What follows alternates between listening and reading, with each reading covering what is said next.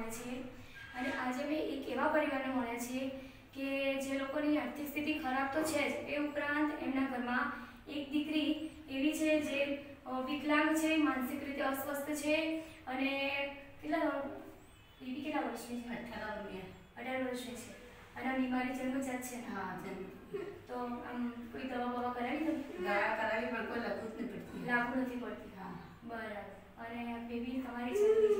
એક બે છે ને એની છે કે બીજી એટલે લગ્ન કરાવી દીધી. સાસરે છે? હા, ને છોરો.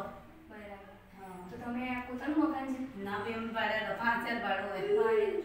તમે 5000 ભાડું વધારે નથી રાખ્યું? વધારે લાગે પણ અત્યારે સાહેબ હમણાંથી તો પછી લેવા ગેમ કરી રાખી લીધો. બરાબર. જો અમારા ધ્યાનમાં ઓછા ભાડામાં કોઈ મકાન મળતું હશે તો અમે તમને અપાવડાવીશું.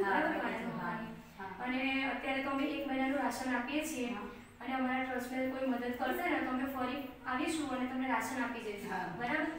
અને બીજું કે અત્યારે સ્પેશિયલ સ્કૂલો હોય છે બાળકોની, તો આ બેન છે એમની દવા પણ થશે અને એમનું જે રીતે મેન્ટલ રીતે છે તેવા સ્પેશિયલ સ્કૂલ હોય છે આવા બાળકો માટે, તો ત્યાં એમની એડમિશન અપાઈશું.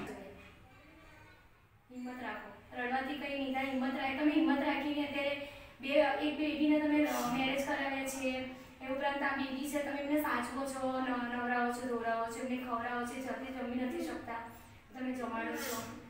એક મા તરીકે અને એક સ્ત્રી તરીકે તમે ખરેખર બહુ સારા છો.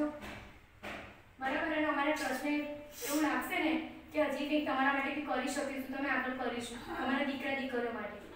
હો ને? જય વાળી.